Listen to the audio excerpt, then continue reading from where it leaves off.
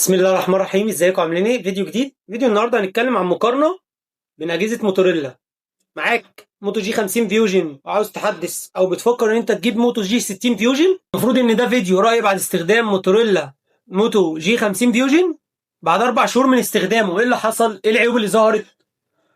ايه المميزات بتاعه الجهاز؟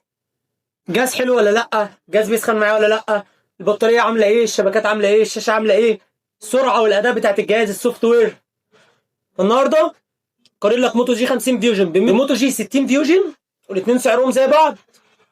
تشتري ده ولا ده؟ واحد بينزل مع ايربودز، واحد شاشه 120 هرتز، واحد 144 هرتز، واحد اي بي ريت 68، الثاني اي بي ريت 69، واحد بطاريه 5000 ملي امبير، واحد بطاريه 5200 ملي امبير. ميديا تك سناب دراجون، ميديا تك دايمنستي 7400، سناب دراجون 7 اس جن 2. تشتري ده ولا ده؟ سرعه الشحن واحده. السوفت وير عامل ايه؟ نظام التحديثات، هل الميديا تك افضل؟ ورأيي معاه على بابجي. خلاصه جاي النهارده اديك خلاصه الفيديو، تشتري ده ولا لا؟ ولا قبل ما بص بقى ركز معايا في الجزئيه دي عشان هم 30 ثانيه فيهم الخلاصه، وفي اخر الفيديو اقول لك تجربتي مع تشتري ده ولا ده. بس احنا الحياديه ثم المصداقيه مش هتلاقيها غير عند اي حد في الدنيا غير عندنا. من الاخر بص بقى ركز معايا. قبل ما بشتري اي جهاز ببص على البراند بتاعه. يعني مثلا ازاي؟ موتو جي 60 فيوجن ده، هل لما اجيبه ويقعد معايا شويه استخدمه هيبقى كويس ولا لا؟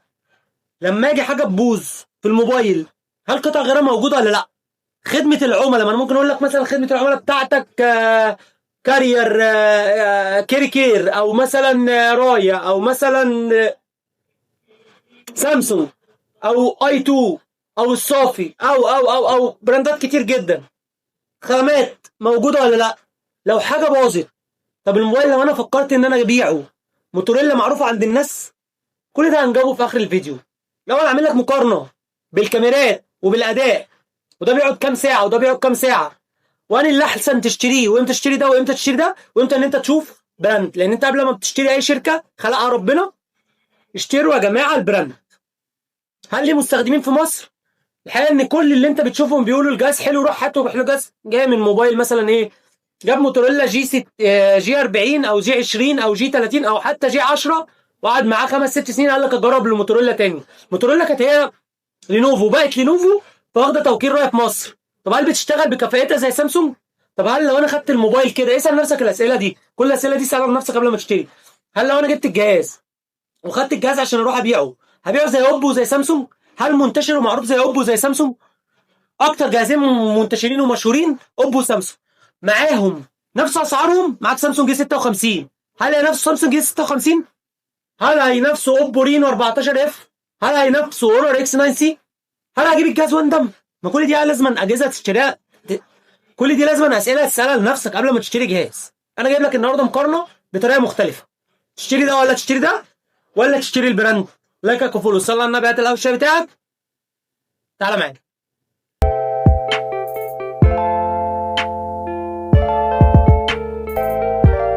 طبعا خلينا نبدا اول حاجه بالشاشه. الشاشه بتاعت ده والشاشه بتاعت موتو جي 50 فيوجن وموتو جي 60 فيوجن. عشان اعمل لك الفيديو ده في مجهود صعب جدا. ازاي؟ معاك موتو جي 50 فيوجن 174.5 جرام، الثاني 176 جرام، يعني فرق 2.5 جرام. الموتو جي 50 فيوجن اخف. الموتو جي 50 فيوجن بينزل بره مصر في اي سم. النسخه اللي معايا هنا ما فيهاش اي سم، هم ما اعرفش بقى مستحقرين وجنبك في السعوديه في اي سم، في الامارات في اي سم. المستخدم المصري ما اعرفش بيعملوا لنا المعامله دي ليه. معاك النسخه الجديده بقى ما فيهاش، الموتو جي 60 فيوجن ما فيهاش اي سم. معاك موتو جي 50 فيوجن اي بي 68، موتو جي 60 فيوجن اي بي 68 69. الخلاصه ان ده اي بريد 68 بينزل تحت الميه متر ونص، بيقعد نص ساعه. الثاني بياخد خرطوم ميه، ممكن ياخد خرطوم ميه، ممكن لو وقع منك في الرمله، ممكن لو وقع في كاتل حتى ميه سخنه، وانا لا انصح بهذا. يعني الشاشه بيقولد ممكن تتحرق منك وانت بتعمل كده. وشوف ناس بتدشولك كده، بتدشولك يا باشا الموبايل وقع وقعه واحده بس على ظهره، على ظهره مش على وشه، مش على الشاشه الاتش. كورنينج جوريلا 5 وقع اتكسر. واحد كورنينج جوريلا جلاس 5 اللي هو الموتو جي 50 فيوجن. موتو جي 60 فيوجن هنا كورنينج جوريلا جلاس 7 اي. 7 اي احدث منه بنسخه واحده او بليفل 1. في فرق بينهم، واحده شاشه كواد منحنيه الاطراف من هنا ومن هنا من الاربع الاتجاهات بس، ودي افضل. التاني شاشه كيرف اللي هو لو وقع هيجيب اجلك. فالموبايل الموتو جي 50 فيوجن معاك ماكس 1600 نتس، التاني ماكس 4500 نتس عشان في اتش دي ار 10 بلس. فاللي فيه اتش دي ار 10 بلس ال 60 فيوجن ما بيدعمش اتش دي ار 10 بلس. النعمه زي ما بقول لك كده يعني هم حاطين لك اتش دي ار 10 بلس ومش بيظهر في السوفت وير او مش بيظهر في الفيديوهات او ازاي مش عارف. الموتو جي 50 فيوجن مش فيه اتش دي ار 10 بلس، بس حاطين لك شاشه 144 هرتز، الثاني 100 شاشه 120 هرتز. الموتو جي 60 فيوجن ال 144 هرتز اصلا المعالج ال 7 ايدج جين 3 مش بيشغل غير ماكس 120 هرتز، يعني حاطين لك اسم والله اعلم بقى هي 120 هرتز ولا 144 هرتز. فاهم حاجه؟ افهمك، لو مش فاهم قول لي افهمك. انا دلوقتي مديك موبايل الموبايل ده بيدعم 4K والمعالج 680. طب ازاي؟ نفس القصه على الشاشات، الشاشه اخرها ماكس 120 هرتز، حاطط لك شاشه 144 هرتز، فمش تفاد غير ب 120 هرتز. خلاصه شاشتين بي اوليد سوبر اموليد احسن منها، بس البي اوليد لو المفروض ان انا كنت فاهم او زي ما هم ما بيقولوا ان هي لو وقعت تكلفتها اقل. الشاشه بتاعتي عامله 8 بالتوكيد، ما عندهمش بقى اللي هو باغه والكلام ده. الثانيه 120 هرتز دي سي اي دي دايناميك، الاثنين فيهم دي سي اي دي دايناميك 3 اللي هو مونتاج والكلام ده. الاثنين الفليكر بتاع عينهم غير مذكور، الموبايل بتاع الموتو جي 50 فيوجن واللي الثاني بيوجع لي عيني لما بستخدمه. المفروض يعني ان هو الفليكر بتاعه فيه جوه ظبط الفليكر اخلي الوميض قليل. مفيش الكلام ده، كل الكلام ده هري. نتكلم بقى على السوفت وير ونتكلم على الاثنين. واحده 256 جيجا رام 12 والثانيه 512 جيجا رام 12، والشاشات 120 هرتز رام اللي هي ال اي تي اي ام دي الموتو جي 50 فيوجن. المفروض يعني ان هي 60 90 120 144 هرتز معايا على الموبايل. الاعدادات هتنزل لك على الشاشه دلوقتي. الثاني 60 و120 هرتز بس، ماكس 4500 نت اتش دي ار 10 بلس. اليوتيوب اصلا مش بيشغل فيديوهات الاتش دي ار 10 بلس، فهم بيشتغلوكوا بيقول لك ايه اتش دي ار 10 بلس وطابع حمايه واي بي ريت عالي. اتحداك تدش موبايلك في الارض لو ماشي اتكسر بحق. فكل ده كلام. حتى بتلاقي اليوتيوبر وهو بيعمل الريفيو يقول لك ايه انا ما جربتش، لان انا حتى لو هم مديني الجهاز ده مش هدش موبايل في الارض، عشان اهم حاجه عندي المصداقيه. او مش هرمي موبايلي في الميه واقفله لك بالدبل فيس الشفاف من فوق ومن تحت وارميه لك في الميه عشان ما اشتغلكش، عشان انت ممكن تعمل كده فتدعي عليا فانا اشيل ذنبك. طب ليه؟ خش بقى على اندرويد والسوفت وير. المفروض ان واحد اندرويد، الاثنين عليهم اندرويد 15. من ساعه ما اشتريت الجهاز ده في 4 شهور نزل لي 3 تحديثات او 4 تحديثات بالظبط. بقالي على التحديث بتاع شهر 6 شهرين او 3 شهور. ده الشهر الثالث، احنا في شهر 9 دلوقتي، اخر شهر تحديث نزل لي شهر 6. اندرويد 15 بوظ لي الموبايل، ولا انصح بتحديث اي موبايل موتوريلا باندرويد 15. الثاني برضه اندرويد 15 اخره 3 سنين تحديثات اندرويد و4 تحديثات امان. ده 3 سنين وده 3 سنين، الاثنين زي بعض. واحد بقى نيجي بقى للمعالج، بيغنوا وبيردوا. عارف لما انت تغني وتفضل ترد على نفسك وتغني وتفضل ترد على نفسك، تغني وتفضل ترد على نفسك، هو اللي بيحصل كالتالي. معالج سناب دراجون 7 اس جين 2 ومعالج ميديا تك 7400 ده بيلعبك. عايز اقول لك انا بلعب ببجي على الموبايل بتاعي موتو جي 50 فيوجن 30 فريم اخرها، لو خليتها لو اقل حاجه بتلعب 30 فريم، وانزل لك سكرين شوت دلوقتي على الشاشه. التاني بيقول لك بتلعب 60 فريم بس ما جربتهاش بصراحه. واحد 600,000 نقطه على انتوتو، التاني 700,000 نقطه. 100,000 نقطه دول صفر على الشمال. ليه بقى؟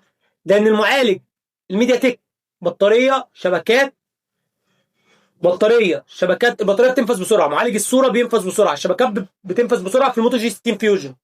اللي يتفوق عليه الموتو جي 50 فيوجن البطاريه هيكون احسن شويه في الشبكات هيكون احسن شويه. المعالجه الرئيسيه ان ده 4 اوكتا كور وكورتكس اي 78 وده 4 وده 2 وده 2 بس توتال 1 6 1 8 اللي بيكسب اللي بيكسب السناب دراجون. خدها مني بقى، كنا احنا بنقول الكلام ده في الاول، انت فاهم خلاص، فاهم في تصنيع المعالجات والكلام ده، هتفهم الجزء اللي انا بقولها لك. والاثنين تي اس ام سي. الرامات بتاعتهم بقى بتستخدمها من سامسونج البي دي دي ار 4 اكس. الاثنين سرعه النقل بتاع الاثنين يو اف اس 2.2. وفي الاداء مجمل او اختصار، واحد بيقعد معايا 5 ساعات على 144 هرتز اللي هو الموتو جي 50 فيوجن، الموتو جي 60 فيوجن بيقعد معايا 4 ساعات على 120 هرتز مع الشاشه الاتش دي ار 10 بلس اللي هي شغاله على طول ومش بتديك اصلا اتش دي ار 10 بلس. والناس ممكن تجربها وتدعمها وتقول لنا الكلام ده وتنزل لنا في الكومنتات تحت. سناب دراجون اتفوق في الاداء، واحد بيلعبك 40 فريم، هما بيقولوا 40 بس واحد بيلعبك 40، المفروض الاثنين 60، واحد 40 واحد 60. في الكاميرات بقى، ونيجي للجزئيه بتاعت الكاميرات، الاثنين نفس الكاميرات. الكاميرا الاساسيه ال 50 ميجا بكسل اللي هي المستشعر لايتا سي 70 او سي 700 بتاع الاثنين ال 50 ميجا بكسل. فتحه العدسه في الجديد بقت اوسع، 2 من 10 او 2.0 من 10. الاثنين 32 ميجا بكسل بيصور 4K اماميه وخلفيه. بص بقى مميزات الجهاز ده باختصار، سواء ده او ده، ان بيقدم لك كاميرا صور بورتريه مفيش حد ينافسه، ولا هونر 200 ولا هونر 400 ولا سامسونج 56 ولا سامسونج 56 في معالجه الصوره احسن، سامسونج ام 55 في معالجه الصوره احسن. لكن كتوتال اجمالي مين اللي بيكسب؟ سناب دراجون هنا يكسب. سامسونج بتطلع لك معالجه صوره بنت حرام جامده جدا جدا، مفيش زيها، مفيش زي معالجه سامسونج. بس كصوره بورتريه بعزل هيظهر لك دلوقتي عشان هسيبك في اخر الفيديوهات صور تتفرج عليها. بطاريه 5200 ملي امبير عشان المعالج ميديا تك، هم اللي هيدوم لك 5000 ملي امبير مع سناب دراجون. الاثنين شحن سريع 68 واط، واحد بيشحن لو شغلت البوستر تيربو او التيربو بوستر هيشحن معاك، هيسخن بس واحد يشحن معاك في ساعه والتاني في ساعه و10 دقايق. المفروض اصلا بيشحن ال 68 واط التيربو باور اللي بيقولوا عليه جامد، لو الموبايل تمسكه على البتاع ربع ساعه يرفع 1% وهو على الشاحن. تخيل بقى ربع ساعه يرفع 1%، تيجي تسيبه يقوم مثلا نطت 5% مره واحده. كل اللي انا بقول لك ده مش بيلاحظه المستخدم، لان هو جاي من موبايل اوبو اف 9، جاي من موبايل اصدار قديم جدا تعبان وكحيان. لما بص اللي هو واحد قاعد في الصحراء، لما بتيجي تقعده في اي حته بيقول لك انا قاعد في جاردن سيتي. تجربه المستخدم غير تجربه اليوتيوبر، غير تجربه اليوتيوبر اللي عنده ضمير، اللي بيطلع مش بيطلع نقطه الفاصه، اللي بيطلع لك العيوب الحقيقيه اللي انت مش بتشوفها. الاثنين اندرويد 15، ما تحدثش اندرويد 15. لازم على ايد بقى مشكله في ده وفي ده، ان الجاليري نتكلم بقى عن العيوب وخدمه ما بعد البيع واللم. اثنين كاميرا 32 ميجا بكسل بيصوروا 4K. هنسيبكم في الاخر بقى تتفرجوا على المقارنه والصور في الاخر وتقول لي ايه رايك في التصوير. اثنين صوت ستيريو من دولبي اتموس، واحد بلوتوث 5.2 من 10، واحد بلوتوث 5.3 من 10. الواي فاي في الاثنين رديء وسيء جدا من بعيد، والشبكه كل شويه بتسقط. هيظهر لك دلوقتي كل شويه وانا لازق في الراوتر بتسقط، كل شويه الشبكه بتسقط معايا شبكه في موتو جي 50 فيوجن كل شويه. فبالنسبه لي امتى بقى اشتري الجهاز ده وامتى اشتري الجهاز ده؟ من وجهه نظري انا واحترامي لكل وجهات النظر اللي حواليا، لو انا راجل طماع وبجري على اعلى قيمه مقابل سعر ومش فارق معايا ان انا اجيب الموبايل وابيعه، او لو جبت الموبايل وقع مني اتكسر وجيت عيطت جنبه ما لقيتش خدمه ما بعد البيع ورحت لموبايل، اتحداك دلوقتي هات موبايل دشه في الارض او ما تدشوش من الارض. هات الموبايل النهارده من موتوريلا بالذات، او من انفينكس، او من شركات اللي هي درجه ثانيه بمعنى اصح، اللي بتوع المحلات الموبايلات بيشوفوها درجه ثانيه، بعكس بقى الشركات الدرجه الاولى زي هونر، زي ايفون، زي سامسونج، زي اوبو. حتى ريلمي هيقول لك درجه ثانيه، ريلمي هيقول لك درجه ثانيه. وروح قول للموبايل ده ثاني يوم انا عايز ابيعه. الموبايل ده ثاني يوم انت جايبه ب 18500، النهارده سعره عامل 16000 جنيه، والتاني عامل 17000 جنيه 256 جيجا رام 12 ومعاه ايربودز. هاته النهارده حاول تبيعه بكره. الزبون هيقول لك 10، المحل هيقول لك 8. ما فيهوش عيب، لو في عيب ممكن يقول لك 3.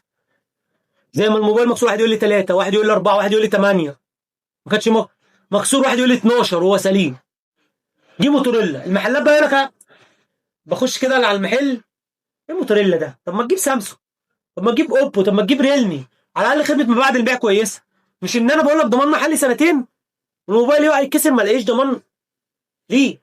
مفيش جاليري. ليه؟ جاليري كل شويه مزهقني. السوفت وير بيعلق، سوفت وير خام، التحديثات ما بتوصلش. خلاصه، موتوريلا لسه محتاجه 3 4 سنين كمان تشد نفسها في مصر عشان تبقى كويسه وتبيع كويس.